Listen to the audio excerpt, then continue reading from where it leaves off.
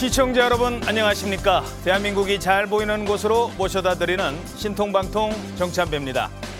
먼저 경북 문경에서 발생한 소방관 순직 관련 소식입니다. 화재 현장에서 순직한 소방관 2명은 한 사람이라도 더 구조하기 위해서 불길을 뚫고 건물 3층으로 뛰어 올라갔습니다. 수색 하던 중에 불에 탄 바닥이 있었는데 이게 무너지면서 결국 빠져나오지 못한 것으로 파악되고 있습니다. 곽승한 기자가 먼저 전해드립니다. 경북 문경의 한 육류 가공 공장에서 발생한 대형 화재. 화마는 샌드위치 패널로 지어진 4층 건물을 통째로 집어삼켰고 진화 과정에서 소방관 2명이 순직했습니다. 오늘 오전 10시 반 화재 현장 합동 감식이 진행됩니다. 소방당국과 경찰, 국립과학수사연구원 등 10개 기관이 참여해 정확한 화재 원인과 경위 등을 조사할 계획입니다. 이날 화재는 12시간 만인 오전 9시쯤 모두 진압됐지만 27살 김수광 소방교와 35살 박수훈 소방사가 현장에서 순직했습니다. 화재 현장에 가장 먼저 도착한 두 대원은 건물 3층에서 사람이 있는지 수색하던 중 불에 탄 바닥이 무너지면서 빠져나오지 못했습니다. 바닥면이 붕괴되며 아래로 처진 부분에서까지 추락을 하고 여기서 우리 대원들을 발견하였습니다. 두 소방대원의 안타까운 희생에 추모 발길이 이어졌습니다.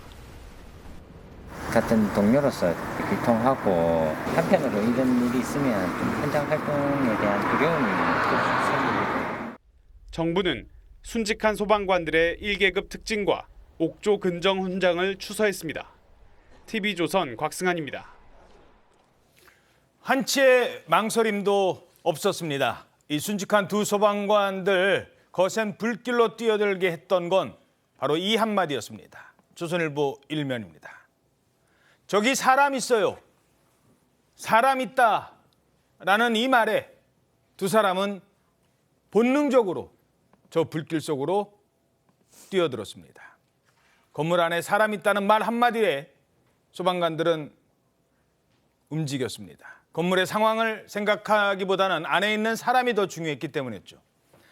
자, 저렇게 건물이 거의 정말 잔해만 남아 있는데 어떤 상황이었습니까? 그 당시가? 네, 이 문경 육가공 공장에 불이 난 건 그제 밤 7시 47분쯤입니다. 이 건물 3층 튀김기에서 불이 난 것으로 추정되고 있는데 소방서 11곳에서 장비를 동원하고 이 대응 2단계가 발령될 만큼 큰 불이었습니다.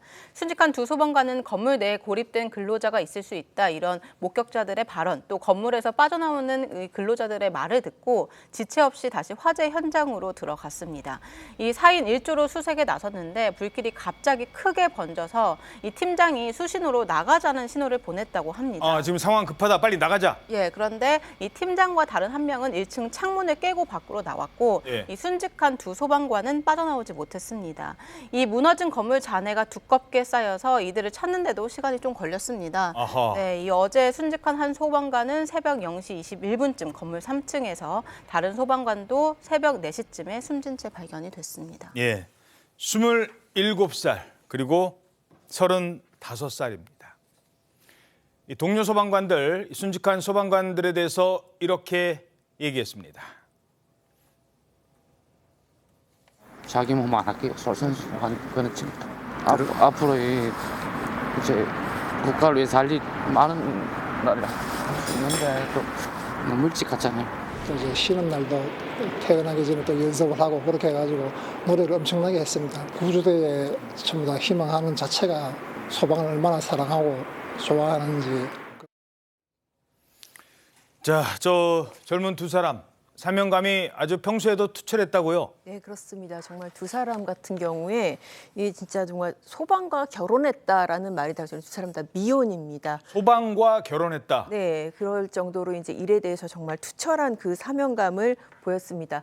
그 박수훈 소방교, 그 35살 이 소방교 같은 경우는 30이 넘어서 늦깎이로 이제 소방관이 됐어요. 예. 그래서 이제 정말 이 사람이 이제 소방과 결혼했다고 말할 정도로 정말 투철한 일에 대한 사명감을 보였고 SNS에도 이 소방관이 되고 나서 정말 환하게 웃는 모습이 아직도 그대로 남아 있습니다. 그리고 김수광 소방교 같은 경우에는 이제 연차로는 20대 소방관입니다. 26인데 6년차 소방관인데 지금 이 현장에 배치된 지가 지금 보름 만에 이렇게 지금 참사를 당했다고 해요. 이 소방관들 사이에서도 취득이 어려운 자격증 중에 하나가 이 지금 구조사, 인명 구조사입니다. 이 구조사 자격증을 취득을 하고 작년 같은 경우에는 또 도지사 표창도 받았다고 그래요. 그만큼 이 희생 정신이 굉장히 투철하고 일에 대한 사명감도 대단한데 이게 정말 안타까운 사고를 당했습니다. 예. 오늘 아침 조간신문을 보다가 눈길이 멈춘 사진 한 장이 있습니다. 서울신문 일면입니다. 13시간의 사투 끝에 화재를 진압한 뒤에 저렇게 다른 동료 소방관들이 푹 주저앉아 있습니다. 저 소방대원들의 뒷모습, 그 맞은편에는 불과 몇 시간 전에 동료를 앗아간 건물 잔해가 고스란히 남아 있습니다. 이 사진의 제목, 또 동료가 돌아오지 못했습니다. 또 이번에도 동료가 돌아오지 못했습니다. 국민들의 안전을 위해서 지금도 어디선가 화마와 싸우고 있을 우리 소방대원분들께 감사의 말씀드립니다. 그리고 순직하신 두 분의 명복을 빌겠습니다. 자, 정치권에서도 이분들을 애도하기 위해서 현장으로 급히 달려갔습니다. 이 두 분의 영웅들의 삶이 굉장히 짧았지만 그 희생이라든가 헌신이라든가 용기의 면에서는 누구보다 더 빛났을 거라고 생각합니다. 이런 얘기가 이 소방관 이 두 아드님을 잃으신 분들이나 그리고 동료를 잃으신 분들께는 전혀 도움이 되지 않을 것인데요. 우리 제복 공무원들이 자긍심을 가지고 더 안전하게 근무할 수 있는 환경을 만들도록 하겠습니다. 밤낮 없이 우리 국민들의 생명과 안전을 지키기 위해서 애쓰는 소방관들 순직 사고가 매우 자주 일어나는 것 같아서 참으로 안타깝고 황망합니다. 국민들이 안전한 나라뿐만이 아니라 우리 소방관들도 안전한 나라를 정말 만들어야 되겠다는 생각이 듭니다. 모두가 안전한 나라 만드는데 더 노력을 기울이겠다. 자, 두 소방관을 국가유공자로 지정하는 방안을 검토하고 있다고요? 예, 윤석열 대통령은 이 순직한 두 소방관에게 1계급 특진과 함께 훈장을 추서했습니다. 이 조상명 국정상황실장이 어제 빈소에 가서 이 특진 계급장과 훈장을 영전에 전수를 했습니다. 정부는 또 두 대원을 국립묘지에 안장하고 국가유공자로 지정하는 방안도 검토 중이라고 합니다. 윤 대통령은 공동체와 국민 생명을 지키기 위해서 이 긴박하고 위험한 화재 현장에 뛰어든 고인의 희생과 헌신을 국가는 절대 잊지 않을 것이라고 강조했습니다. 예. 정치권도 그리고 모든 국민들도 이 두 분들 노고에 애도를 표하고 있습니다. 다음 소식입니다. 자, 정치권 소식 짚어보도록 하죠. 한동훈 위원장, 이재명 민주당 대표를 향해서 연일 공세를 이어가고 있는데요. 이번에는 이재명 대표의 비리 의혹을 하나하나 제기하면서 이렇게 이야기합니다.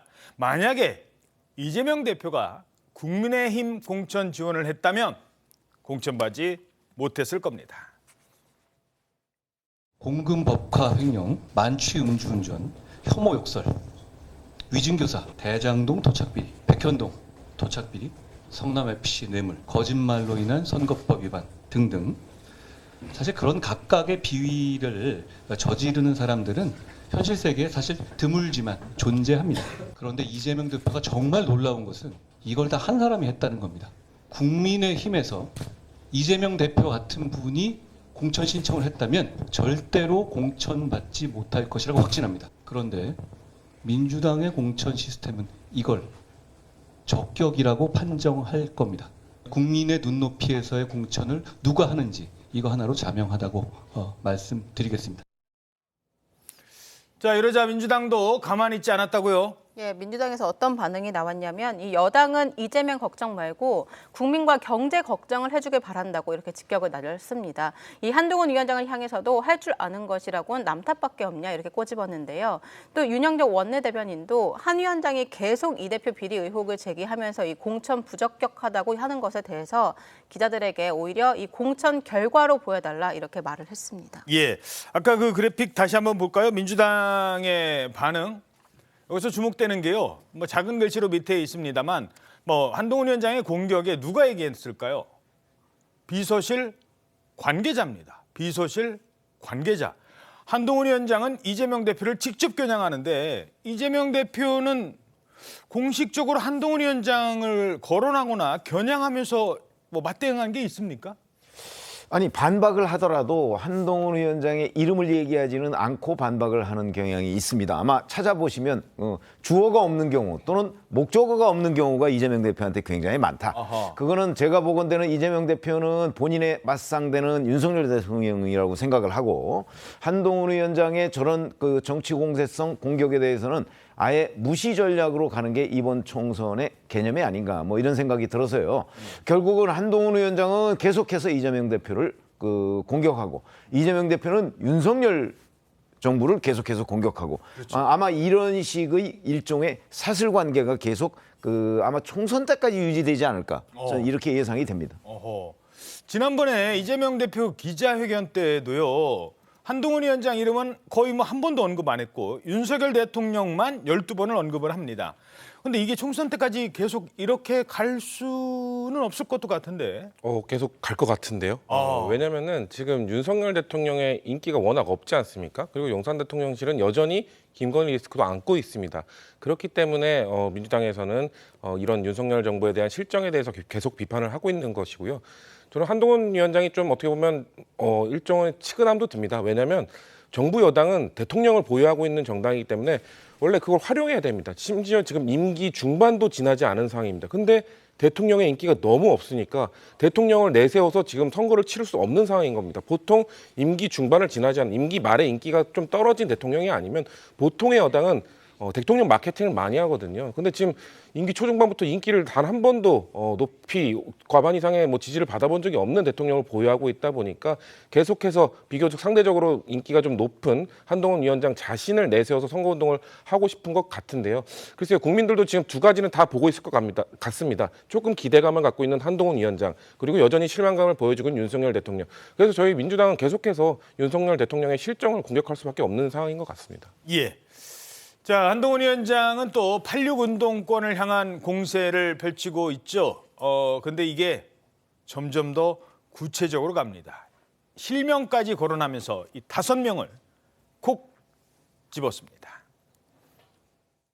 운동권 경력으로 끼리끼리 주고받으며 특권 정치를 기득권으로 계속해 오는 과정에서 이분들이 부패해졌기 때문입니다.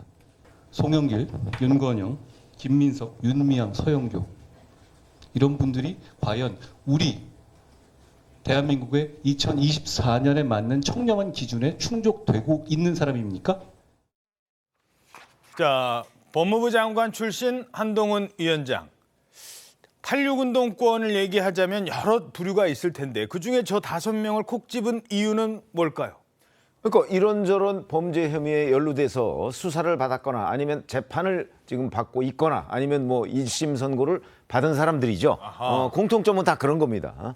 아마 그런 부분 또는 이제 그런 전력, 운동권은 다 맞는데 이런 부분을 이제 한동훈 비대위원장이 직접 콕 찍어서 얘기를 한 거는 결국은 자, 이런 사람들을 지금 공천하려고 하는 게 민주당이다. 근데 그 민주당과 우리 국민의힘은 도덕성 측면에서 완전히 다르다 하는 걸 국민들한테 보여주기 위한 목적으로 저 5명을 아주 대표로 꼽은 것이 아닌가 이렇게 판단이 됩니다. 예.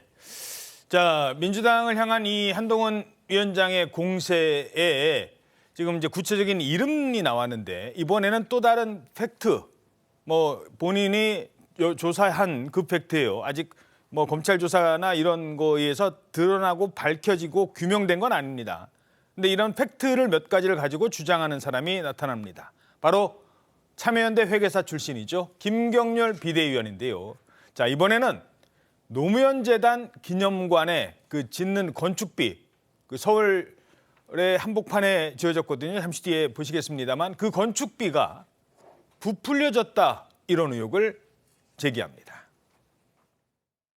노무현 시민센터, 노무현 재단의 기념관이 종로와 봉화마을, 서울과 김해 두 군데에 지어졌는데요. 제가 회계사 생활이 올해로 27년째인데 평당 2,100만 원짜리 건설비는 들어보지도 보지도 못했습니다. 전 아직까지도 좀 의문이고 왜 이 김경률이 허위 사실을 계속 말하도록 내비두는지 깊은 의문일 따름입니다.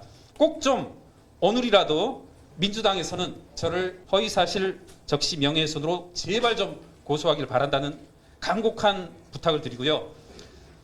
당 외에서뿐만 아니라 당 내에서도 매일 사퇴 압력을 받고 있어서 언제 제가 그 말씀을 마무리할지 몰라서 저분이 저런 거 하라고 제가 모신 거라는 말씀드립니다.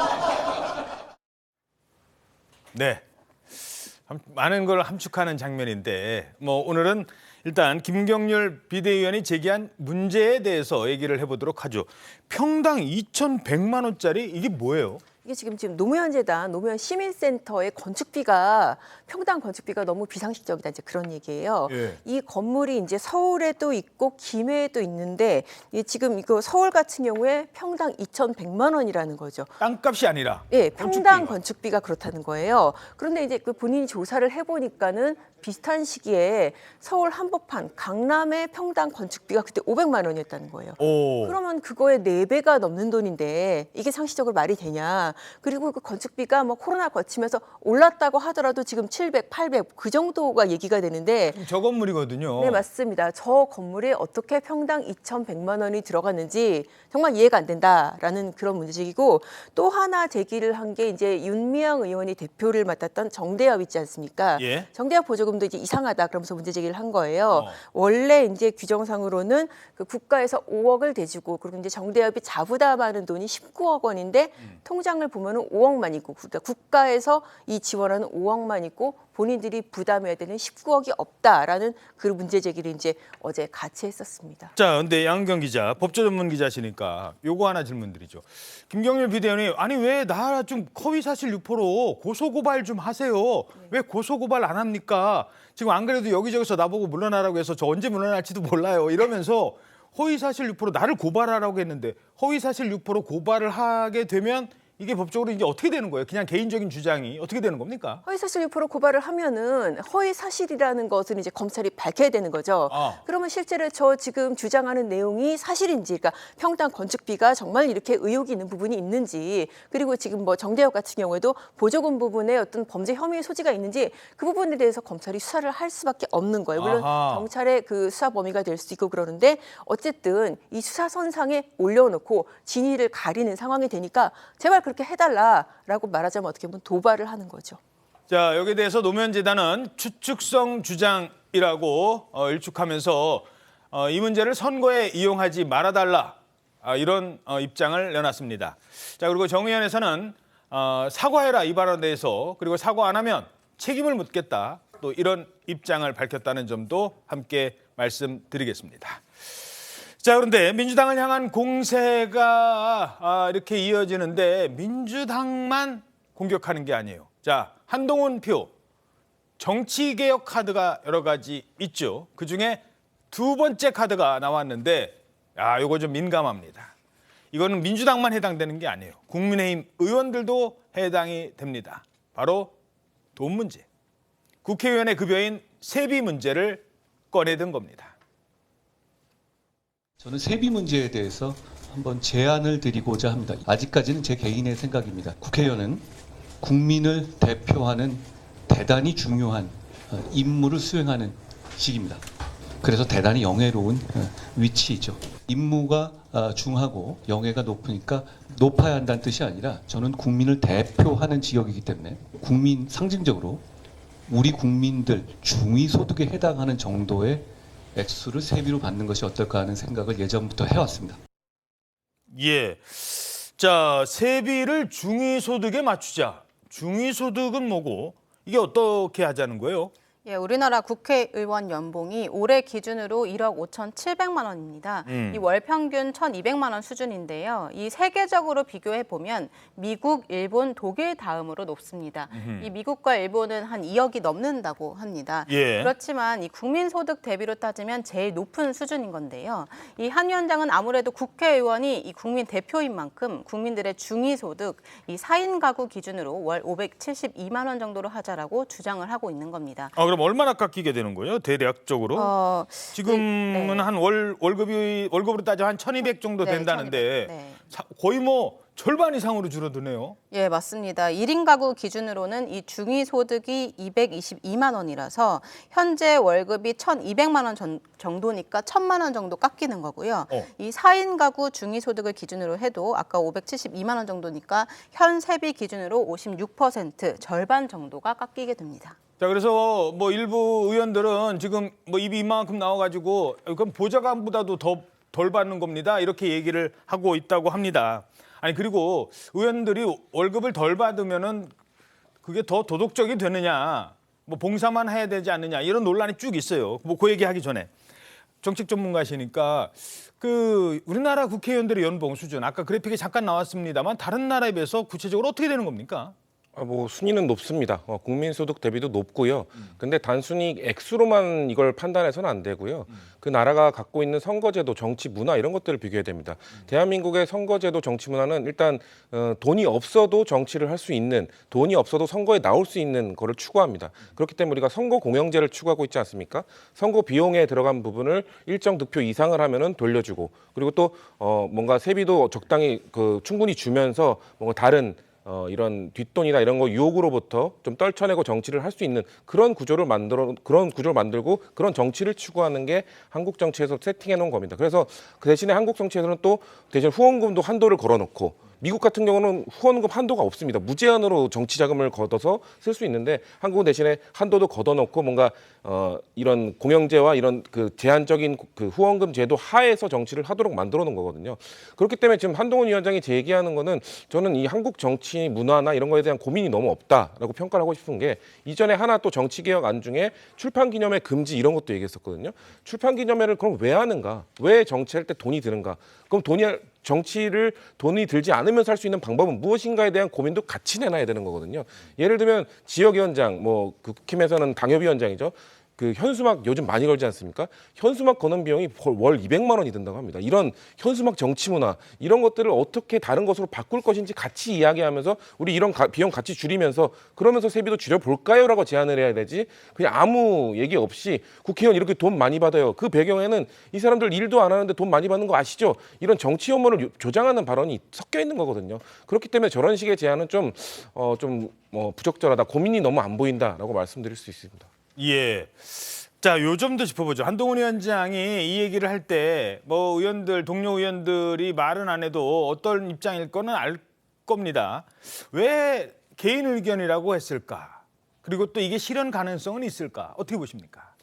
개인 의견이라고 한 이유는 사실은 국민의힘에도 현역 의원들 100명이 넘게 있잖아요. 근데 아마 그분들은 한동훈 위원장의 저 제안에 대해서 어떻게 생각을 할 것인가? 쓸데없는 제안을 한다. 아마 이렇게 생각하지 않을까 속으로는.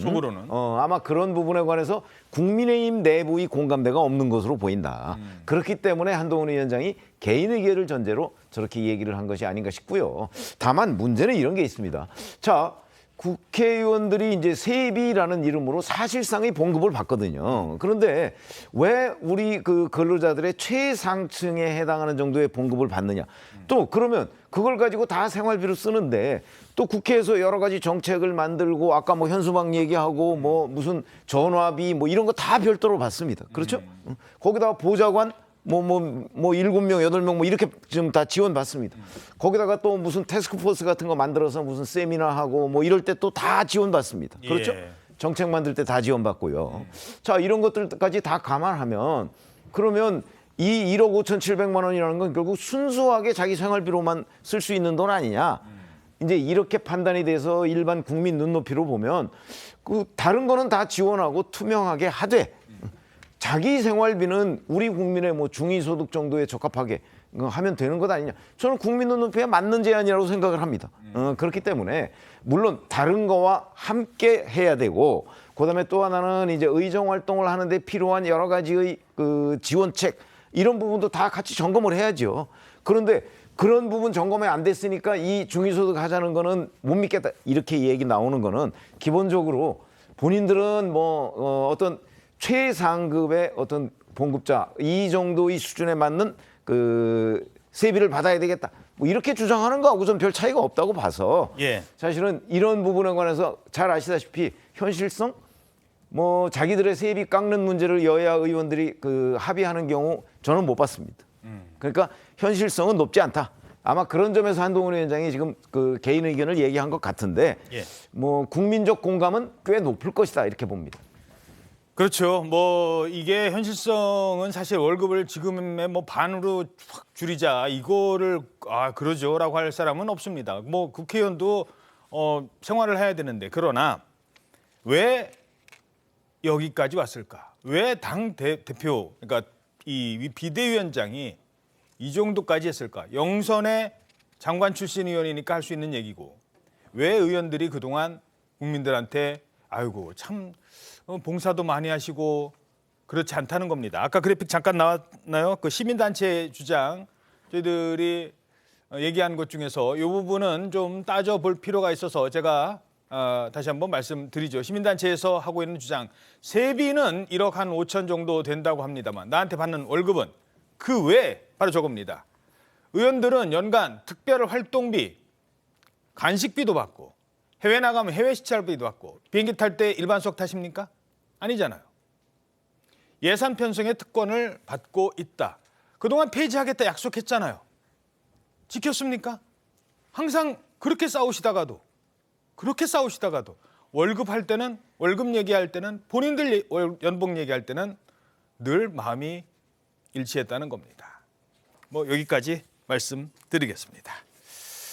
자, 민주당 얘기해보죠. 민주당에서는요, 지금 공천 검증 과정하고 있죠. 근데 여기서 한두 명이 언론에 주목받으면서 계속 잡음이 일고 있다고 합니다. 먼저 첫 번째, 보복운전 논란으로 공천 그 자격심사에서 부적격 판정을 받았었잖아요. 이러자 아니 내가 운전한 거 아니라니까요. 대리 운전기사가 했습니다. 그리고 나중에 찾았어요.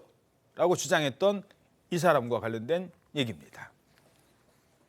대리운전을 본인이 했다라는 분이 나오셨습니다. 이틀 전에 최종적으로 변호사 사무실에서 거기 와서 한 2시간여 동안 이제 변호사가 질문하고 사실 확인서까지 다 작성을 했고요. 그분이 1월 6일부터 1월 12일까지 당과 의원실 모두 20차례를 전화를 해서 아무도 근데 연결이 안 됐다가 마지막으로 최종적으로 이제 당 통해서 저한테 연결을 해주셨습니다. 당에서 결정은 안 했죠. 아직 제출은 안 했죠. 추가 서면, 그러니까 추가 서류를 제출했습니다.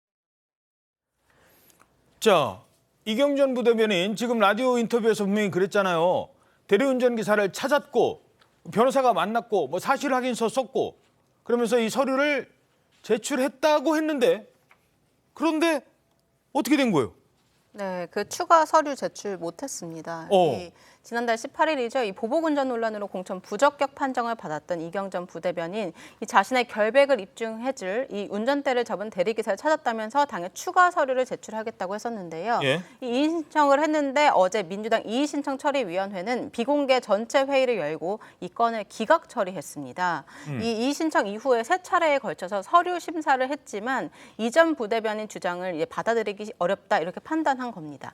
결국 이전 부대변인에게 이 대리기사 업체로부터 내용 증명서를 받아서 서류를 보완해라 이렇게 요구를 했는데 이전 대변인은 이 기한 내에 서류를 결국 제출하지 못한 겁니다. 그러니까 서류를 제출하겠다고 했는데 못했고 근데 그때 분명히 사실 확인서를 대리기사가 써줬다 그랬었잖아요. 예, 저희가 그때 기사를 쓰기도 했었는데 2년 전에 보복운전을 했던 대리기사를 찾는다며 현수막까지 내걸었었고 그 기사를 찾았다고 분명히 말을 했습니다. 이 기사의 기억을 토대로 사실관계 확인서를 작성해서 당에 제출했다고 했었고요. 또 2심 재판의 증인으로도 세울 계획이었다 이렇게 말을 했습니다.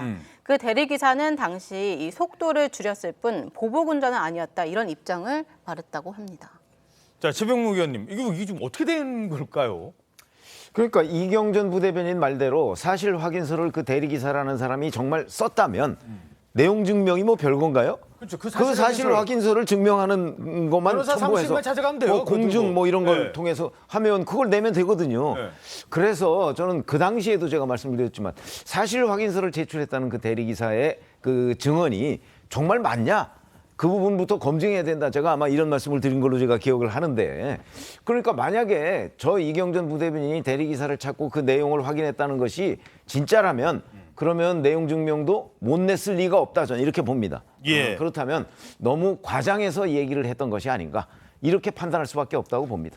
양은경 변호사님. 자, 사실 확인서는 썼는데 내용 증명은 못 냈다. 자, 사실 확인서와 내용 증명이 뭐가 다른 거예요? 이게 지금 사실 그 제출 주체가 달라요. 지금 보도 내용을 보면은 대리기사로부터 지금 이경전 부대변인이 받았다는 게 이제 사실 확인서인데 예. 이번에 이제 지금 이의 신청을 하면서 그쯤 이의 신청 심사하는 쪽에서 요구를 했던 것은 대리기사 본인이 아니라 대리기사 소속된 업체에서 내용 증명을 요구를 했던 거예요. 그러니까 대리기사가 만약에 그때 출동을 했다 그러면 업체에도 기록이 있을 거잖아요. 그렇죠. 단독으로 영업하는 것이 아니면은 이 기사가 몇 시에 누구의 요청을 받고 출동했다라는 그거를 갖다가 달라고 그랬는데 그 내용 증명을 지금 제출을 못한 거예요. 그러니까 어떻게 보면 이 대리기사의 말을 자체를 믿을 수가 없다. 뭐 그렇게 판단했다고 볼 수 있지 않을까 싶은 이제 지금 맞춰보면 이제 그런 정황이긴 합니다. 아, 그렇군요. 그러니까 제3자가 보면 같은 얘기다 이거죠. 대리기사가 사실 확인을 해주면 그 사실 확인이 진짜라면 대리기사 업체에서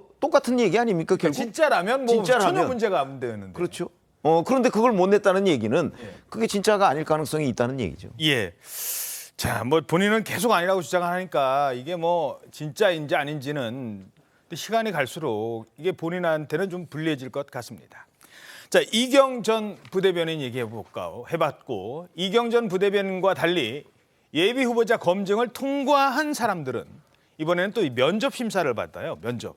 어제도 이재명 대표 면접 받았다고 했잖아요. 근데 이번엔 그 면접 내용이 도마 위에 올랐습니다. 특히 논란이 됐던 건 뇌물수수 혐의로 재판에 넘겨진 돈봉투 부스럭거리는 소리까지 들렸다라고 했던 바로 이 사람입니다.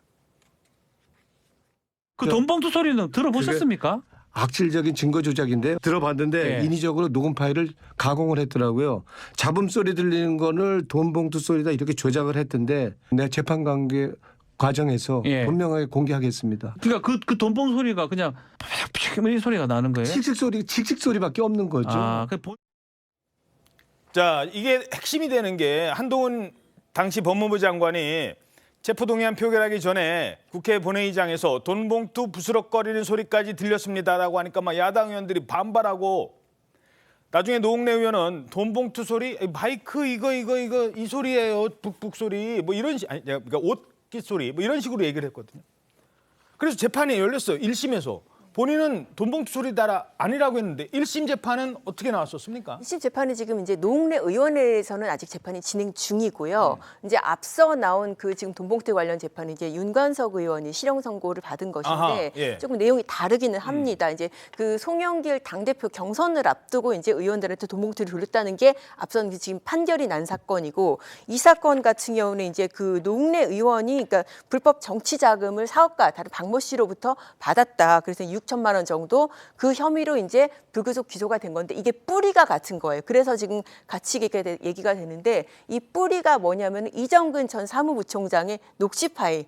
그래서 다 지금 이런 내용들이 나왔기 때문에 아마 비슷한 같은 종류의 사건들로 이제 지금 이렇게 얘기가 되고 있는 것이거든요. 그런데 어쨌든 이것은 별도의 사건으로 아까 지금 한동훈 당시 법무부 장관이 지금 국회에서 체포동의안 설명을 했었죠. 부스럭거리는 소리도 났다. 그리고 이게 돈봉투 사건하고도 연관이 있다. 그리고 그 사건에 연관된 20명의 국회의원들이 지금 이 자리에 계시는데 이거 어떻게 표결하실 거냐라고 해서 그렇게 도발을 했기 때문에 어떻게 보면 체포동의안이 기각된 거 아니냐 이제 그런 얘기 나와서. 자, 그런데 양은경 기자, 말씀 끊어서 죄송한데 이 정도라면 이렇게 궁금하잖아요. 지금 논란이 많잖아요. 그러면 면접했을 때 면접관들이 그 돈봉투 부스럭거리는 소리 뭐라고 나왔는데 그건 어떻게 된 거예요? 그 질문을 했습니까, 면접관들이? 그게 정말 이해할 수 없는 측면인데요. 지금 뭐 노웅래 의원한테 물어본 기자들로부터 받은 답변으로도 그거는 정작 그렇게 물어보지 않은 것 같은 지금 그런 상황이에요. 면접장에서. 네, 뭐라고 그랬냐면은 뭐 질문을 그렇게 냈었어요. 본인의 기소 관련 내용을 언급한 후보가 있느냐라고 했는데 그런 건 없었다라는 이제 그런 답변을 이렇게 들었거든요. 면접관들이 노 의원 얘기로도 사법 리스크에 대해서 본인이 설명하신다고 했잖아요. 하니까 뭐 면접관들이 얘기를 안 해서 내가 뭐라고 대답할 수가 없었다.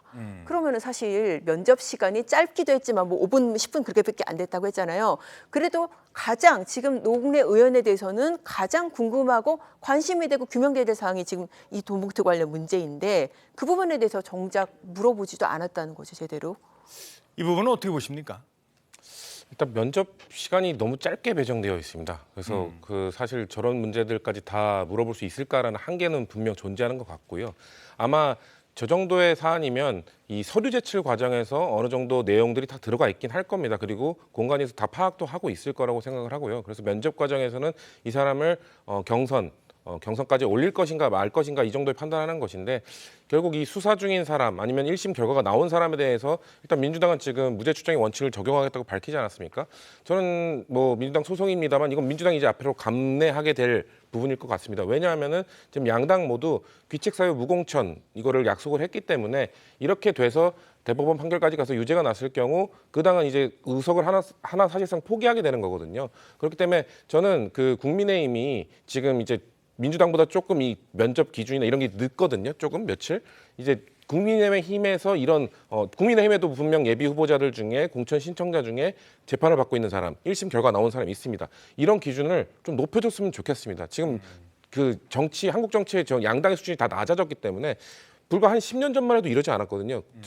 제가 2012년 사례 딱 하나만 말씀드리면 그 당시에 요즘 핫한 임종석 전 실장 그때 민주당 사무총장이었거든요. 예. 근데 정치자금법 문제가 걸리자 불출마 선언과 사무총장직 사퇴까지 했습니다. 그때 재판 결과 나왔을 때입니까? 나오기 전입니까? 1심이 나왔었는데 유죄로 나왔었는데 대법원 가서 결국 무죄를 받았습니다. 그럼에도 불구하고 다 책임지고 다 해서 그 정치권 그 여야 할 것 없이 그때는 재판 중이거나 그러면은 그냥 감내하고 대법원까지 간 다음에 돌아온 것이 약간 관례였는데. 그러니까 죄송합니다. 의원 배지 표현이 좀 죄송한데 예. 의원 배지 내려놓고 가서 정정당당하게 싸우고 이기면 다시 돌아오는 거고. 그게 문화가 있었죠. 근데 이제 여야 모두 이제 좀 국힘이 과연 그 기준을 높여줄지 지켜봐야 될 사안입니다. 저는 만약에 국힘이 한동훈 위원장이 그 기준을 높인다, 그럼 민주당에게 매우 부담이 될 거라고 생각합니다. 우리 뭐 지금 한동훈 위원장 계속해서 민주당 뭐 범죄자들 다 뭐 가고 있다 이런 식으로 공격을 하고 있는데 국힘에 있는 1심 유죄 판결자 재판받고 있는 사람 공천에서 다 걸러낸다면 민주당으로서는 매우 부담일 수밖에 없죠.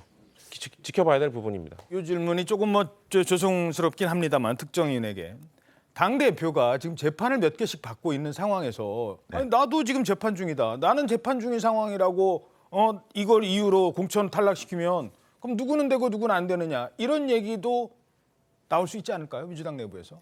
아니 당연히 만약에 저런 이유 때문에 본인이 총선에 뛸 수 없다 이런 판정을 받으면 그런 불만이 나오겠죠. 이거 결국 이재명 당대표 때문에 이러는 것 아니야? 그건 뭐 국민 눈높이가 저는 거기에 있다고 봅니다. 그래서 지금 민주당은 이재명 당대표 때문에 이 도덕성의 모든 기준이 다 낮아졌다. 자꾸 국민의힘 얘기하시는데 국민의힘 볼 거 없이 민주당 자체 내에서 그 도덕성 기준을 높이면 돼요. 그러면 아마 그런 부분에 관해서 국민들의 평가를 저는 받을 수 있을 거라고 보고요. 사실은 뭐 이제 수사는 그렇다 쳐도 그리고 이제 1심 선고 나온 경우도 있어요. 황운하 의원 그렇죠, 징역 3년의 실형이 나왔잖아요. 그렇게 나왔는데도 그분은 실형 나온 게 작년 11월입니다. 자, 그렇게 따지면 이제 2심, 3심이 아마 그 황운하 의원이 만약에 총선에서 당선이 되면 4월 총선에서 그러면 이 임기가 끝나기 전에 확정돼서 의원직을 상실할 가능성도 꽤 높아요. 그렇죠? 그러면 그런 거를 지금 공천심사위원들이 물어보지도 않고 그냥 나가서 국민의 심판을 받으세요 라고 하는 게 과연 국민들 눈높이를 볼 때 납득할 만한 수준이냐? 저는 그걸 묻고 싶습니다. 우리 공천심사위원님들한테. 예, 황운하 의원 얘기가 나왔으니까 잠깐 말씀드리자면 저 사안이 선거 때 있었던 게 아니에요. 울산시장 선거 개입이 그러니까 의원 시절이 아니에요. 그 전에 있었던 일이에요. 근데 그때 공천 주냐 마냐 했을 때 뭐 수사 상황인데 뭐 이거는 모르잖아요 하면서 줬어요. 재판을 얼마나 걸렸냐? 4년 걸려요. 1심 겨우 나왔어요. 그러면 그 사건이 만약에 나중에 유죄가 지금 1심에서 유죄가 나왔기 때문에 뭐 추론입니다만 대법원에서도 유죄가 나온다면 지난 4년 그리고 공천받아서 또 국회의원을 한다면 그럼 그 몇 년 동안은 자격이 없는 사람이 자격을 한 거잖아요. 한동훈 위원장 표현에 빌리면 거의 뭐 지금 토해내야 될 의원 받은 세비 토해내야 된다는데 토해내야 될 세비가 엄청 많아지는 거잖아요. 국민들은 그만큼 실망을 하는 거고. 맞습니다. 이게 기름기. 사실 법원도 정말 책임이 큰 게 이 공직선거법 선거 관련 재판은 1심 6개월, 2, 3심은 각각 3개월 내에 끝내야 되는데 1심만 지금 4년 가까이 했기 때문에 결국 이런 일이 좀 생긴 겁니다. 예, 물론 1심이고 황운하 의원은 무죄를 주장하고 있다는 점도 말씀드리겠습니다. 자, 그런가 하면 민주당 내부를 또 술렁이게 하는 사람이 있습니다. 야, 이분 아직 안 끝났어요.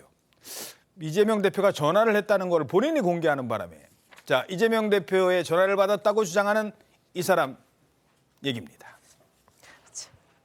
이번 조국 사태로 문 정권을 떠받치는 86 운동권의 민낯이 드러났습니다. 자본주의를 비판하며 자본주의의 단물을 온갖 비정상적 방식을 통해 빨아먹는 추악한 위선자들이 되어버렸습니다. 이재명 대표에게 전화를 받으신 게 언제였던 거죠, 의원님 그러니까? 엊그제 받았죠. 이 윤석열 정권을 심판하는 이 어떤 지금 총선과 일련의 향후의 어떤 일정 정치 일정에 있어서 힘을 보태달라 이런 거죠. 이제는 저도 이제 과거보다는 조금 나이가 들었으니까 옛날처럼 막 거칠게는 안 하겠죠. 자, 옛날처럼 저 그렇게 막 거칠게 안 할 거예요. 살살 할 겁니다. 자, 민주당 의원들을 향해서 낮은 자세를 이제라도 취하겠다고 약속을 한 겁니다. 하지만 민주당 쓴소리가 나오고 있습니다. 미스터 쓴소리, 뭐 여러분 있습니다만 대표적인 미스터 쓴소리. 유인태 전 국회 사무총장 이렇게 말합니다. 이분 표현이에요. 인공기 들었다가 일장기 드는 사람. 그 민주당으로 2번 당선된 거 아니에요, 광명에서. 예. 그러더니 어느 날 저쪽에 가가지고, 그러니까 이 자기가 몸담았던 민주당에 대해 침을 뱉어도 아주 태극기 부대 앞장선 의원처럼 처신을 했어요. 다시 일로 온다는 걸 보고 에레이 속으로 어떻게 일로 온다는 소리를 해. 저렇게 왔다리 갔다리 하는 사람들은 인민군 쳐들어오면 인공기 제일 먼저 들고 뛰어나갔다가 일제 때는 일장기 제일 먼저 들고 갔다가 이러던 사람들 있잖아요. 네, 아주 그냥 표현이 좀 거치긴 합니다만 쉽게 에라이라고 생각을 하셨답니다. 물론 이제 이거는 정당의 판단이에요. 이거 다 선거를 앞두고 정당에서는 이분의 영입이 도움이 될까 안 될까 그렇게 생각하는 차원입니다. 어떻게 보십니까? 글쎄 이제 특히 이현주 전 의원의 경우에는 이제 문재인 정부 때 문재인 대통령을 향해서 또는 친문들을 향해서 정말 입에 담지 못할 여러 가지 얘기들을 쏟아낸 기록들이 지금 다 남아 있습니다. 그렇기 때문에 이현주 전 의원이 최근에는 또 윤석열 대통령을 향해서 저런 쓴소리를 했거든요. 예. 그러니까 아마 이재명 대표는 윤석열 대통령을 향해서 쓴소리를 한 최근의 이현주 전 의원의 발언만을 보고 반윤이면 우리 편이다 이렇게 생각을 한 것으로 보이는데 기록을 찾아보면 과거 문재인 정부 때 친문들을 향해서 또 쏟아낸 것들은 훨씬 더 고약한 것들이 많아요. 아마 그런 부분을 유인태 전 국회 사무총장이 지금 얘기를 한 걸로 보이고요.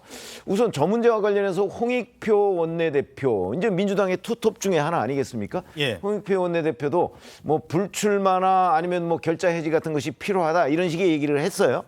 그러면 민주당의 대표는 이현주 전 의원에 대해서 복당하라고 하고 그다음에 원내대표는 복당을 하더라도 불출마나 뭐 이런 선택을 해야 된다고 얘기를 하고 뭐 이렇게 되면 복당이 어려운 것 아닌가.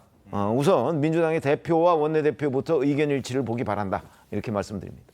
야, 요게 민주당 내부에서 지금 선거, 총선, 뭐 경선 이런 거 공천 앞두고 얘기는 못하지만 이 얘기를 할 수 있는 상황이긴 같아요. 제가 좀 말하기도 좀 조심스럽습니다만. 이게 논란이 되고 있는 게 결국 기준이 동일하지 않기 때문인 것 같아요. 아예 이번 총선에는 우리가 외연 확장, 선거 승리를 위해서 외연 확장할 거니까 다 과거는 묻어두자. 이 기준을 하기 위해서 이현주 전 의원을 받아들인다. 그런 기준을 잡았다면 뭐 친문, 뭐 비명 이런 의원들도 다 동일한 잣대를 적용해야죠. 근데 지금 원외에 있는 뭐 친명을 호소하는 분들이 뭐 친문들은 뭐 불출마하라, 뭐 책임져라 이런 식으로 기준을 다른 잣대를 적용하기 때문에 이것이 문제가 되고 있는 것이고 당에서 뭔가 이현주 전 의원 개인에 대한 호불호가 섞이면서 이게 논란이 되고 있는 건데요. 저는 그러면은 당대표께서 일단 얘기하시지 않았습니까? 전화를 하셨다는 게 밝혀졌기 때문에 당대표가 이런 외연 확장을 위한 기준을 얘기했으니까 앞으로도 친문 출신이나 비명원에 대한 그런 원외 인사, 친명 호소인들이 그런 발언을 하면 안 된다고 생각합니다. 자, 여기서 이렇게 논란이 되니까 이재명 대표가 왜 갑자기 전화를 했을까? 왜 이현주 전 의원한테 직접 전화까지 해서 복당을 제안해서 이 논란을 이렇게 키우는 걸까라고 지금 볼멘 목소리가 나오고 있어요. 그래서였을까요? 이 비판의 화살을 대신 막아주려는, 대신 맞으려는 분이 등장을 합니다. 누구였을까요? 함께 보시죠. 왜 이렇게 좀 큰 문제가 되는지 잘 모르겠습니다. 개인적으로는 반윤 연대를 위해서 통 크게 좀 같이 가는 게 좋겠다는 생각 때문에 제가 이게 아이디어를 냈던 겁니다. 이재명 대표가 아니라 정성호 의원님이셨는 뭐 거예요? 어쨌든 뭐 그렇죠. 자주 제가 사실은 소통해 왔던 사람입니다. 자, 제가 사실은 아이디어를 냈던 겁니다. 애매해요.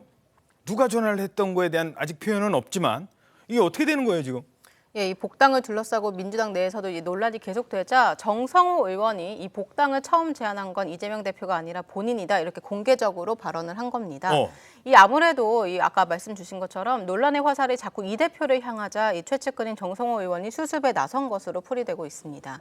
이 정 의원은 이 본인이 원내 수석 부대표를 할 때 이현주 전 의원이 원내 대변인이었고 18대 때 맞아요, 그랬어요. 예, 그리고 서로 잘 알고 그 이후에도 연락을 했고 예. 또 이 대선 과정이나 대선 후에도 가끔 연락하고 여러 현안에 대한 의견을 주고받는 사이였다 이렇게 강조를 했습니다. 아하. 그러면서도 이 얘기를 했는데요. 이현주 전 의원의 복당 논의가 이 심각한 게 아니다라고 말을 하면서 진지하게 검토된 게 아니다 이런 취지로 설명을 했습니다. 아, 그랬군요.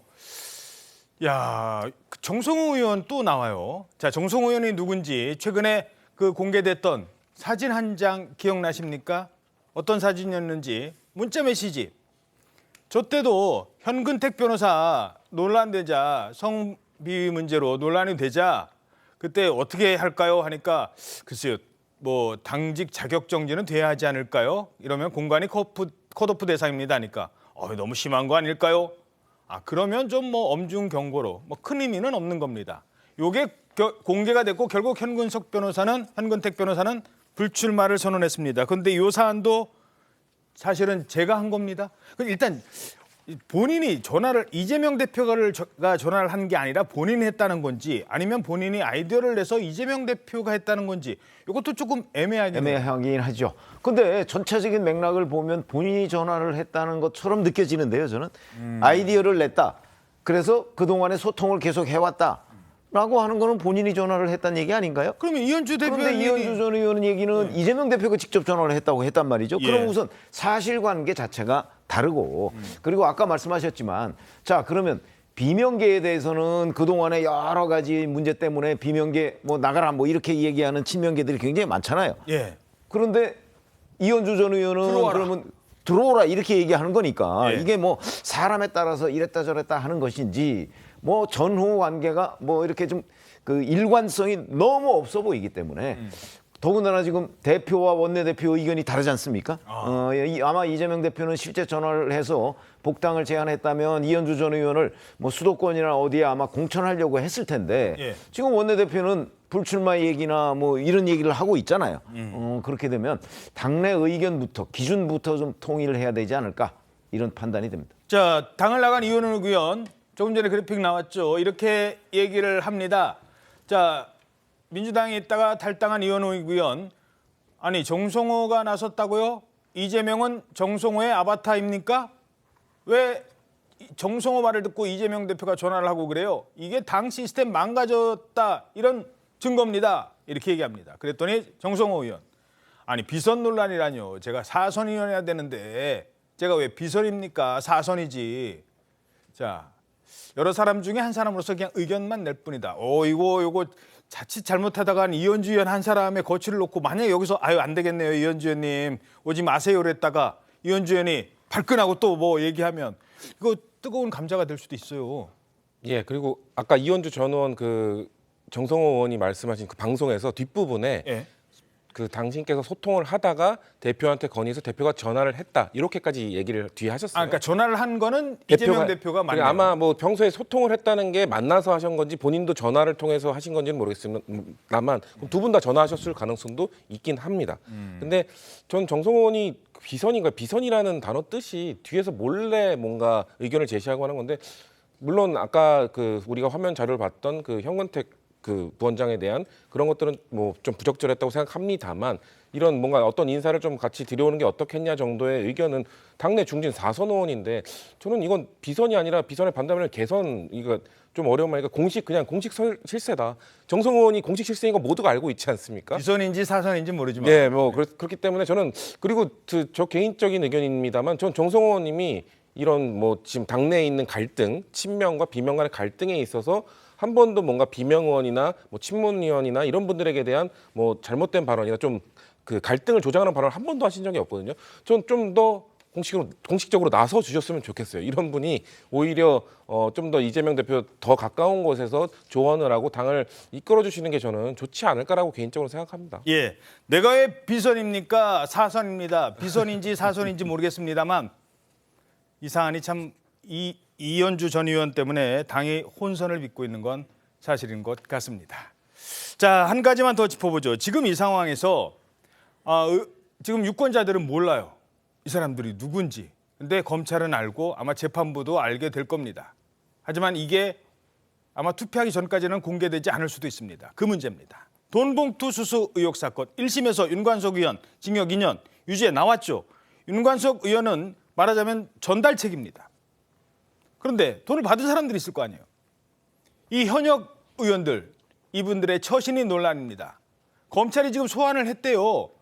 근데 안 나온다고요, 지금? 네, 그렇습니다. 민주당 의원 7명에 대해서 검찰이 원래는 이제 바로 소환 통보를 한 게 아니라 그동안 일정 조율을 했었다는 거죠. 네. 그런데 계속 불응하니까 결국 소환 통보를 했는데 거기도 지금 불응을 한다. 이런 기사가 이제 뭐 조선일보가 단독으로 썼었습니다. 보도가 됐는데 두 가지 측면에서 바라볼 수가 있어요. 일단 검찰에서 소환 통보 받으면 일반인 같은 경우에 그렇게 불응할 수 있을까? 이것도 어떻게 보면은 아니 본인이 떳떳하면은 나가서 아니라고 해서 소명을 하면 되지. 이거 자체를 갖다가 뭐 총선을 이유로 불응한다는 것 자체가 어떻게 보면은 그 국회의원의 특권적 행태가 아닌가 그렇게 좀 볼 수가 있고 또 하나는 이 의원들의 입장에서 보자면은 검찰이 이거 증명할 수 있겠냐 이거예요. 지금 일단 유죄가 1심 유죄가 난 것은 전달 과정에 관여한 사람들이 이제 유죄가 난 것이고요. 정작 이제 중요한 것은 이 20개의 돈봉투 300만 원씩 들어있는 총 이제 6천만 원이죠.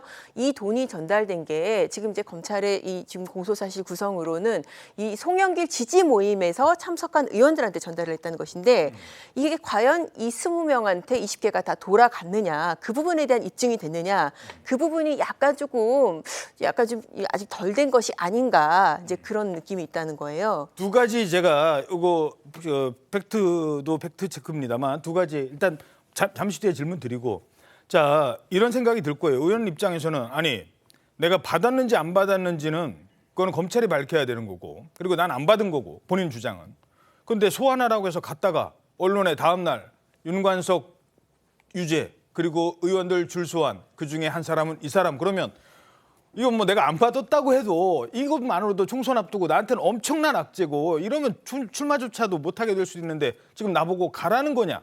민주당 입장이니까 그 얘기 좀 잠깐 해주시죠. 그것도 좀 들을 필요는 있어요. 일단. 뭐 의원들의 입장은 그럴 것 같습니다. 근데 그렇기 때문에 불출석을 하는 것이죠. 그리고 근데 당에서 전 그래서 원래 이 돈봉투 사건이 터졌을 때 당 내에서 냈던 목소리가 뭐냐면은 이 전수조사를 해야 된다. 당 의원들로부터 전수조사를 해서 만약에 내가 여기에 연루되어 있거나 뭔가 혐의가 조금이라도 입증되면 그 당에서 징계를 받고 정기 은퇴까지 하겠다는 서약까지 받아야 된다. 그래야 뭔가 이 이후에 재판이 이루어졌을 때 당이 피해를 최소화할 수 있다라고 주장을 했었는데 당연히 받아들이지 않았죠. 그래서 지금 이 혐의에 있는 7명의 의원들도 뭐 오히려 이런 걸 찌라시로 막 돌고 있지 않습니까? 이런 소문들이 본인들에게 부담스럽기 때문에 계속해서 아니라고 밝히는 것들을 지금 해나가고 있는데 글쎄요, 지금 이미 어느 정도 받았다는 사람이 뿌렸다는 사람이 이미 뿌렸다고 했기 때문에 사람이 있어요. 예, 준 사람이 있기 때문에 증거 불충분으로 아마 받은 사람을 밝혀내지 못할 수는 있습니다만 이 부담은 민주당이 계속 안고 가야 되는 거죠. 예. 민주당은 매우 부담 있는 상황이 앞으로 쭉 이어질 거라고 생각합니다. 양은경 기자, 다른 사건에서 이 사건이 아니라 이 의원님들 연루된 사건이 아니라 줬다는 사람이 1심에서 유죄까지 났는데 2심에서 소환했는데 오지도 않는다. 이런 사건이 있을까요? 저도 사실 뭐 이런 경우는 좀 드물긴 한데 지금 유일하게 압수수색까지 들어가고 강제수사 들어간 게 이제 그 녹취록에 나왔던 이른바 이정근 녹취록에서 이름이 언급된 그렇죠. 이 누구는 얼마를 더 달랬어. 그렇죠. 그래서 내가 졌어. 뭐 이런 거. 맞습니다. 그러니까는 지금 그러니까 이성만 의원과 뭐 인천 2명 그래가지고 그 두 사람의 실명이 언급된 사람에 대해서는 뭐 사무실 압수수색도 하고 이제 뭐 그렇게 소환도 하고 했었는데 나머지에 대해서는 거기에 참석했다는 것만 일단 지금 드러나 있고 실제로 이 사람이 돈을 받았는지 그 부분에 대해서 조금 아직까지는 뭐 물론 이제 검찰이 카드를 갖고 있으면서 오픈을 안 했을 수도 있습니다만은 지금까지 드러난 것으로는 입증이 약간은 덜 된 것이 아닌가 그런 생각이 들긴 합니다. 예, 알겠습니다. 자, 공천을 두고 민주당 내에서 갈등이 이렇게 분출하고 잡음이 계속되자 그래요? 그러면 저희 집으로 오시죠. 몸집을 키우는 곳이 있습니다. 바로 제3지대. 과거 본인 스스로 원조 친명으로 칭했던 민주당의 유승희 전 의원이 이재명 대표를 이번에는 저격을 하면서 전격 탈당합니다.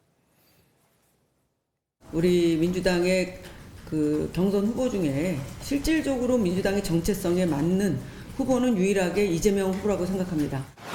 당대표를 비롯해 상당수 국회의원들이 도덕성 시비에 걸려 방탄에 집중하다 보니 윤석열 정부의 독주와 국정 실패를 제대로 견제하지 못하고 당의 지도자가 원칙과 신의를 지키지 못하고 일관성과 명분이 없으면 당의 공적인 시스템이 무너지고 공정성이 무너질 수밖에 없습니다. 아니, 경선 때는 이재명 대표를 사실상 공개적으로 저렇게 지지를 했는데 이제는 욕을 하면서 떠나간다. 갑자기 왜 탈당하는 거예요? 예, 민주당이 유 전 의원에 대해서 이 4년 전 당내 경선 부정 의혹 제기와 지속적인 허위 사실 유포를 문제 삼아서 부적격 판정을 통보했기 때문입니다.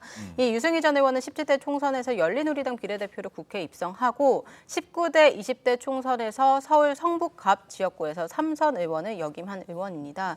2017년 대선 후보 경선 때부터 아까 들어보신 것처럼 이재명 대표를 지지하다가 지난 2021년 대선 후보 경선 당시에도 명랑 여성시대라는 전국적 조직을 결성을 해서 이 대표 선거운동을 적극적으로 도운 걸로 알려져 있습니다. 그래서 이 원조 친명이다 이렇게 불리는데 결국 이 지지자 300여 명과 함께 탈당 선언을 했습니다. 유 전 의원은요, 이 경선 불복 프레임으로 예비 후보 자격조차 주지 않은 상상도 못한 일이 벌어졌다고 주장을 했습니다. 예, 유 전 의원은 탈당을 하고 이낙연 신당, 이 새로운 미래에 합류할 것으로 보입니다. 그렇군요. 자, 뭐 새로운 길을 찾아서 간 겁니다. 국민의힘 민주당 공천 심사하면서 자격 심사에서 일단 지금도 이런데 막상 공천 떨어지면 어떻게 될까요? 자, 이러면서 바빠지는 곳이 있습니다. 조선일보 6면 보시죠. 신당, 양당 공천서 밀린 인사들 이삭 줍기. 최병묵 의원님, 이삭 줍기가 무슨 말입니까? 밀레가 그린 그림인가요? 가을에 보면 추수를 하지 않습니까? 예. 그럼 추수해서 벼를 다 벤다고요. 벨 경우에 그 벤 벼는 다 가져가는데 떨어진 이삭들이 있잖아요. 예. 그 이삭들을 지금 주워가는 사람들이 있잖아요. 그것도 쌀은 쌀이에요. 쌀은 쌀이죠. 아니 그것도 결국 쌀입니다. 그러다 보니까 이제 그걸 언론에서 이삭줍기라고 표현하는데 그거는 각 당 큰 거대 정당의 공천에서 탈락하거나 아니면 경선에 참여하지 않은 사람들은 또는 전략공천이나 이런 거에서 배제된 사람들은 출마를 할 수 있거든요. 그 사람들이 이제 자기 살 길을 찾아서 사실은 제3당, 제4당 이런 곳에 문을 놓고 하거든요. 예. 그거를 이제 이삭줍기라고 표현을 합니다. 근데 제3당, 제4당에서는 저렇게 전직 의원보다는 현직 의원이 중요하죠. 현직 의원이 왜 중요한? 현직 의원이 왜 중요하냐면 현직 의원들을 많이 확보하면 할수록 사실은 국고보조금 많이 나오죠. 그렇죠? 그다음에 여러 이제 기호가 올라가요. 지금 기호 3번이 정의당이죠. 6석입니다. 그런데 만약에 7석 이상을 확보하면 기호 3번을 차지하게 돼요. 그리고 전국적으로 통일된 기호를 받게 돼요. 그러니까 뭐 경상도에서든 전라도에서든 다 기호 3번을 받게 돼요. 그렇죠. 그러니까 그런 것들은 굉장히 중요해요. 그러니까 제3지대에서는 현역 의원의 확보에 지금 혈안이 돼 있죠. 근데 자기네들이 확보하고 싶다고 할 수 있는 게 아니고 결국은 제1당과 제2당이 그 공천을 하는 과정에서 현역 의원을 뭐 공천 탈락시킨다든가 하면 그 사람들이 이제 그 제3지대를 선택하면 그 기호 3번까지도 가능하지 않을까 이렇게 판단이 됩니다. 자, 지혜님께서 이제 이삭줍기에 대해서 기호 3번까지 말씀을 하셨으니까 제가 이 표현 좀 죄송합니다만 이삭이라고 이제 표현을 한다 보니까 아까 말씀하신 것 중에 이제 시현님이 쌀은 쌀이라고 했어요. 그죠? 이게 쌀인 쌀인 이유가 왜 중요하냐면 이분들이 설사 공천에서 떨어지고 다음에 출마하지 못해서 이제 이번 국회를 끝으로 국회가 끝났다 하더라도 이번 국회는 5월 말까지는 계속됩니다. 네. 5월 말까지 표결이 많이 남아 있어요. 예를 들어서 무슨 특검법과 관련된 표결도 남아 있고 네. 이삭들이 이번엔 쌀은 쌀이지만 과거에 떨어진 이삭과는 또 다른 이유도 분명히 있을 겁니다. 지금 누가 이삭인지 아니니까 저희들 이렇게 편하게 말씀드리는 거예요. 그 이삭의 중요성도 이번에는 좀 다를 것 같아요. 그렇죠. 5월 29일까지가 이제 임기입니다. 그러니까 4월 10일 총선이 끝나면 5월 29일까지 따지면 대략 한 달 20일 정도 기간이 남아 있죠. 만약에 그때까지 뭐 예를 들어서 지금 와 있는 뭐 이태원 특검법이라든가 아니면 이제 우리가 통칭 김건희 특검법이라고 하는 이 재표결이 그때 이루어진다면 그렇죠. 그러면 이제 국민의힘에서 이탈표가 있지 않겠느냐 하는 게 민주당의 기대일 수 있겠죠. 근데 제가 보기에는 민주당에서도 이탈표가 있을 거거든요. 그렇죠. 그렇기 때문에 이건 예측이 어렵습니다. 네, 알겠습니다. 자, 이삭이 뭐 쌀일 수도 있고 보리일 수도 있는 거니까요. 자, 기호 3번 차지하면서 이렇게 국고보조금 확보, 그다음에 번호, 신당들이 뭉쳐야 될 판에 근데 여기도 쉽지 않아요. 신당도 누구를 중심으로 갈 것인가. 이준석 개혁신당 대 이낙연 전 대표가 이끄는 또 다른 신당. 자, 이낙연 대표를 향해서요. 이준석 대표가 말이 좀 거칠어져요. 아니 출마하시라니까요. 그랬더니 뭐 광주 쪽 출마한다고 얘기까지 나왔잖아요. 근데 이번에는 한 발 더 나갑니다. 신윤핵관 같다. 저는 개혁민주당에 굉장히 실망했던 게 뭐냐면은 이분들이 대안을 놓고 우리의 교통복지 공약은 이것이다.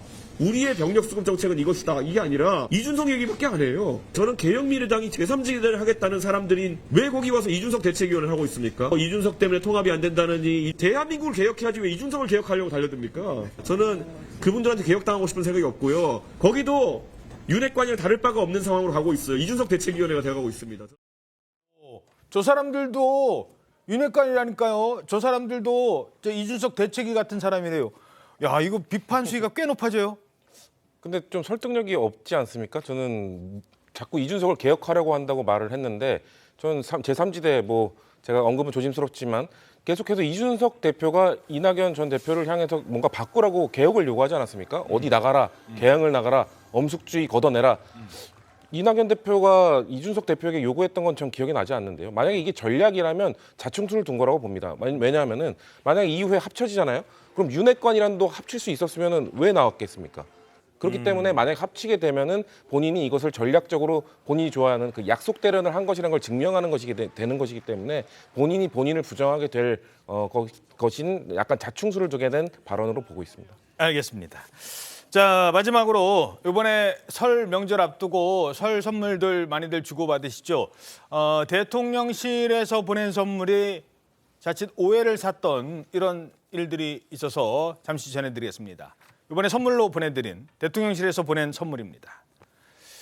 자, 올해 설 선물로 저렇게 전통주, 잣, 유자청, 쇠고기, 육포 이렇게 쭉 보냈습니다. 그리고 불교계에는 전통주와 육포는 좀 그렇죠. 술 육포는 스님들 안 드시니까 아카시아 꿀, 그다음에 표고체 이런 걸 준비를 했습니다. 그런데 이 선물을 받고 좀 불쾌해지신 분들이 있대요. 그러면서 대통령실이 직접 나서서 사과까지 했습니다. 무슨 일이 있었던 거예요? 이게 예, 그러니까 이 선물을 받는 대상이 불교계였기 때문에 좀 논란이 됐었는데요. 설 선물 상자에 소록도 병원 입원 환자들의 미술 작품이 담겼습니다. 이 작품 속에 기독교를 상징한 십자가 모양이 포함되어 있었고요. 어허. 그 상자를 보면 이 묵주를 든 여인 그리고 교회, 성당의 모습들이 담겼습니다. 또 한센인들의 기도문도 첨부되어 있었는데 사랑이 많으신 하나님 아버지 감사합니다. 이렇게 시작이 됐습니다. 물론 이 대통령실은 한센인들에 대한 우리 사회 편견을 극복하고 그들을 응원하는 마음을 담았다 이렇게 좀 설명하긴 했지만 어허. 이 불교계에선 당황스럽다는 반응이 나왔습니다. 자, 그러자 즉각 이거 정말 죄송합니다. 실수입니다. 이관섭 비서실장이 직접 나서서 사과했습니다.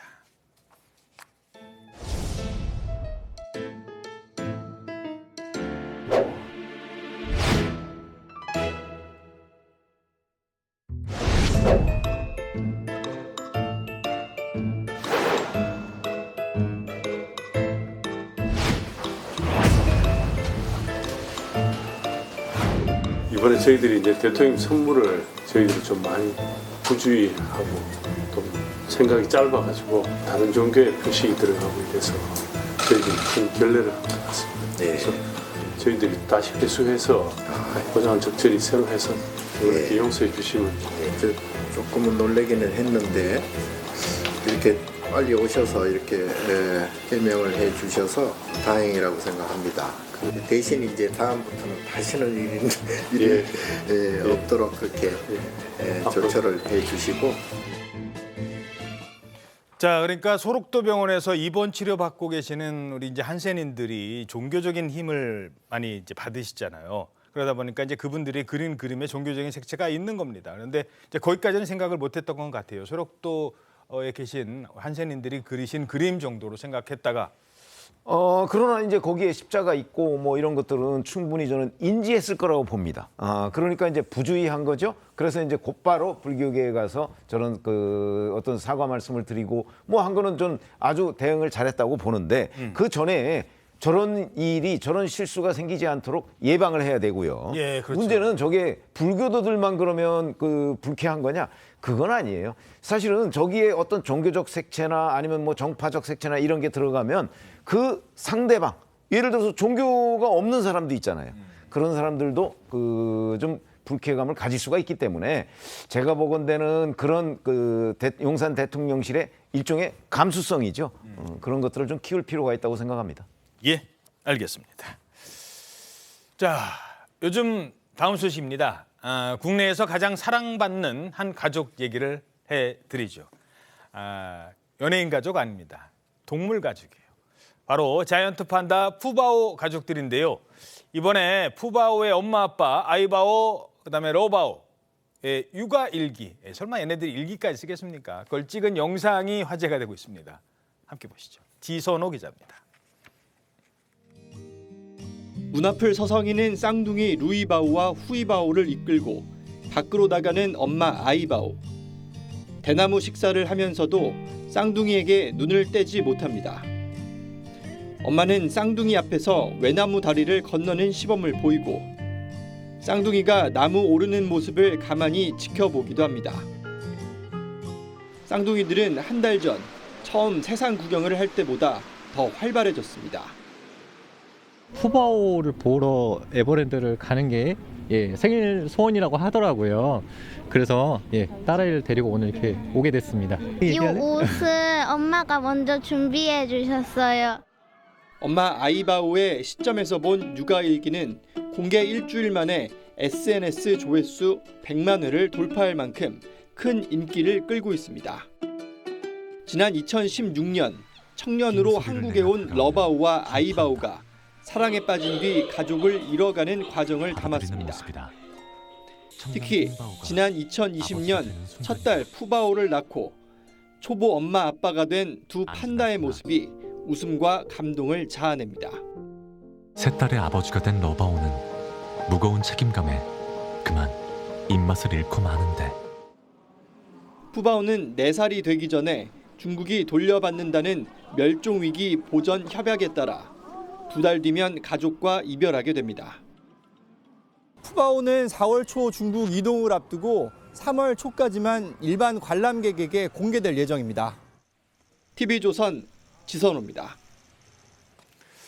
자, 이번에는요, 그동안, 한동안 언론에 많이 나왔다가 이제 막 수사받고 이러면서, 좀 조용했었는데, 둘이 만났답니다.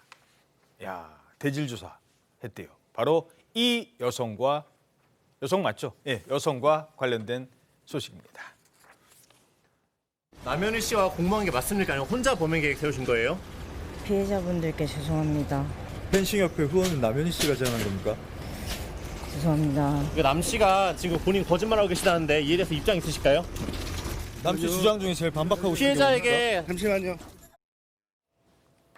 펜싱 국가대표 출신 남현희 씨의 재혼 상대였다가 나중에 알고 봤더니 여성이었고 사기 혐의로 재판까지 받고 있는 전청조 씨. 남현희와 직접 얼굴을 마주쳤었대요. 이러면서 막 횡설수설 황당한 얘기를 했다 이런 얘기가 들리고 있어요. 네, 그렇습니다. 이게 두 사람이 지금 어떻게 얼굴을 마주치는 상황이 됐냐 이게 지금 궁금하실 텐데요. 예. 전청조 씨는 이제 구속 기소돼서 재판에 넘겨진 상태입니다. 그런데 아마 이제 추가 혐의로 이제 그 검찰 조사를 계속 진행 중인 것으로 보이고 예. 이제 그거 관련해서 수사기관에서 지금 남현희 씨하고 대질 조사가 이루어진 것으로 보입니다. 그래서 그 3차 조사 대질 조사가 이제 지난 26일 날 있었었는데 지난달 26일입니다. 예. 그때 이제 계속 종잡을 수 없는 그런 말을 했다는 거예요. 어허. 예를 들면은 전청조 씨가 대질조사장에 들어오자마자 이게 자기 변호인하고 만나갖고 막 소리를 치고 하이파이브를 하고. 오호. 아니 뭐 변호인하고 하이파이브를. 변호인이랑 하이파이브를 해요, 거기서? 그러니까요. 그냥 법률적 조력하는 그런 관계인데 그렇게 했다는 것이고 또 남현희 씨가 이렇게 들어오잖아요. 대질조사를 이렇게 서로 얼굴을 마주치고 오랜만에 만났는데 저렇게 얘기했대요. 하는 말이 오 남현희 예뻐져서 몰라보겠어. 와. 이게 대질조사장에서 근자감이라고 하죠. 무슨 근거 없는 자신감입니까? 그러니까요. 이게 자신 정말 본인은 대질에서 조사를 받아서 범죄 혐의가 지금 그 더해질 수 있는 그런 상황인데 그런 얘기를 했다 그러고 남현희 씨 쪽에서 너무 이상하잖아요. 네. 그래서 이제 지금 전시 가까이 가고 싶지 않다 이러니까는 거기에 대고 또 뭐라 그러냐면 내가 뭐 죽입니까? 라고 하면서 오히려 본인이 이후에 이제 대질 조사를 또 거부를 하는 그런 모습도 보였다고 합니다. 이게 뭐 아직 정확한 거는 봐야 되겠습니다만 그만큼 지금 남현희를 만나면 자신감이 있다는 거예요. 그러니까 그런 줄 알았는데 게다가 갑자기 남현희 앞에서 통곡을 해요. 통곡을. 예, 대질 조사가 잠시 중단되었다가 이날 오후 다시 재개되었다고 합니다. 그런데 전청조의 기이한 행동이 계속 이어진 것으로 전해지고 있는데 예를 들어 남현희 씨한테 아직도 사랑한다는 식으로 계속 주장을 했다라는 건데요. 이 단어도 좀 이상합니다. 사랑한다. 남현희를 아직 사랑하는데 마주 앉아서 대질 조사 받는 게 너무 힘들다. 그 다음 단어는 더 강한데요. 아직 남현희를 좋아하고 사랑해서 미치겠다라고 한 후에 대성통곡을 한 것으로 지금 전해지고 있습니다. 어허. 그리고요. 조사가 끝난 뒤 이렇게 서로 헤어지는 과정에서 남현희 씨를 향해서 전청조가 잘가 이렇게 손을 흔들었다고 하는데 사실 남현희 씨 같은 경우는 이번 사건으로 인해서 공모 혐의에 대해서 조사도 받고 있습니다만 또 본인이 피해자로 주장을 하고 있거든요. 그렇죠. 그러니까 지금 이런 상황을 봤을 때 남현희 씨의 입장을 전혀 생각하지 않고 오히려 지금 본인의 입장에서 계속 기이한 행동을 하거나 발언을 한 것 아니냐 이런 또 해석이 나오고 있습니다. 자, 대질조사 가서 오랜만에 이뻐졌네. 그러더니 좀 이따가는 막 통곡을 하면서 내가 너 얼마나 사랑하는데 지금도 사랑해. 그러다 또 갈 때는 잘 가. 이거 이해 못할 행동이잖아요. 이게 왜 그랬을까? 아무래도 감형 전략이라는 게 있습니다. 이제 본인의 이제 어떤 정신적 분석. 하지만 검찰이 이걸 받아들일까요? 어떻게 보십니까? 검찰이 사실 그 징역 15년을 구형을 했습니다. 그러니까 검찰이 15년을 선고해달라고 요청을 했다는 것이고 재판부가 이제 1심에서 최종 판단을 하겠죠. 그러니까 검찰이 구형을 했다는 것은 이제 재판 자체는 끝났다는 거예요. 법원의 판단만 남은 상태라는 것이고 앞서 이제 그 대질조사 같은 경우에 보면 기소 이후에 추가 조사가 아니라 제가 조금 잘못 말씀드린 것 같은데 그러니까 조사를 마치고 나서 이제 기소를 했고 그 기소된 내용에 대한 그 이제 재판이 끝난 겁니다. 그러니까 어떤 내용으로 기소된지를 보면은 액수가 꽤 큽니다. 27명으로부터 30억 원을 편취를 했다. 남현희뿐만이 아닌 거예요. 네, 맞습니다. 재벌가의 숨겨진 후계자라고 그 모 재벌가 이름도 나오고 하지 않았습니까? 자기가 재벌가의 숨겨진 후계자라고 하면서 뭐 사업 판단 여러 가지 명목으로 이 27명한테 30억 원을 편취한 혐의로 그렇게 기소가 돼서 재판을 받았고 검찰이 15년을 선고해 주세요라는 그런 요청 절차까지 끝난 겁니다. 예, 알겠습니다. 자, 다음은 아시안컵 얘기입니다. 내일 새벽인가요? 왜 새벽에 하는지 모르겠어요. 0시 뭐 30분인가. 어찌됐든 우리가 이제 대표팀의 여정이 계속되고 있는데 호주와 8강전. 이 8강까지 가기에 그 16강에서 막판에 추가 시간에 극적인 동점골 넣었죠. 조규성 선수. 근데 조규성 선수가 참고로 요거 전해드리기 전에 조규성 선수가 그 전에 골 못 넣었잖아요. 몇 번 실수했습니다. 그랬다고 축구 선수가 왜 멋부리고 다니냐고, 머리띠는 왜 하냐고 막 이러면서 엄청나게 욕을 먹기도 했어요. 그런데 골을 넣었어요. 그리고 이렇게 인터뷰를 합니다. 진짜 하나도 신경을 안 씁니다. 모든 이제 운동선수라면 겪어야 될 이제 숙명이라고 생각을 하고 있어요. 저는 이제 혼자 명상도 좀 자주 하고요. 책도 읽으면서 좀 이제 주변에 좋은 긍정적인 영향을 주는 사람들이 많다고 생각을 해요. 또 옆에 이제 감독님도 계시고 또 동료들도 있고요. 네, 그렇기 때문에 사람들이 말하는 건 크게 진짜 하나도 신경을 안 쓰는 것 같습니다. 네. 하나도 신경 안 썼대요. 정말 저런 대범함이 또 골을 넣을 수 있는 거였겠죠. 그러자 조규성을 비난하던 팬들도 마음을 좀 돌린 것 같아요. 그렇습니다. 조규성 선수의 SNS에 가서 미안하다라는 댓글을 많이 달았다고 하는데요. 예를 들면 이렇습니다. 마음고생 심했을 때 진짜 미안했다. 이런 글도 달렸다고 하고요. 또 형님이라고 부르는 분이 있는데요. 형님, 예. 형님, 저는 평생 의심하지 않았습니다. 그러니까 전 욕하지 않았어요. 이 말을 좀 믿음을 저버린 적이 없어요. 강조하고 싶은 것 같습니다. 조규성 돌아왔다라고 하는데 어떤 분들은 지금 제가 사석에서 물어보니까 예. 영화의 한 장면을 빌려서 살아있네. 조규성 역시 살아있네. 이렇게 예. 말하시는 분들도 있었고 또 굉장히 좀 사람들로 하여금 웃음을 터뜨리게 한 댓글도 있었습니다. 왜냐하면요, 내가 그동안 욕해서 미안해. 너 덕분에 5천만 국민이 웃어. 너가 참 자랑스럽다. 이런 보통 우리가 조규성 선수의 아버지 뻘 되는 분이 혹시 댓글 쓴 거 아닌가라고 추정을 했겠죠. 예. 자, 뒤에 이런 내용을 끝까지 봐야 됩니다. 나도 이제 중학교 3학년 올라가는데 너처럼 열심히 해볼게. 글쎄 조규성 형님 이렇게 부르는 게 더 좋지 않았을까 싶습니다만 어쨌든 내용을 보면 사랑과 신뢰가 담겨 있습니다. 예, 자, 많은 사람들이 이제 조규성 선수 한 골만 더 넣어주면요 바로 영웅된다니까요. 물론 지금도 국민 영웅이죠. 우리의 라이벌 팀 일본 얘기인데 요거는 최근에 이런 비슷한 사건은 아닙니다만 우리 황의조 선수도 무슨 몰카 논란 이것 때문에 지금 원래는 저기 가서 뛰었을 수 있는 선수인데 못 뛰잖아요. 일본에선 지금 뛰고 있는데 대표팀 성범죄 연루 문제로 지금 일본 대표팀 축구 대표팀이 비상이 걸렸대요.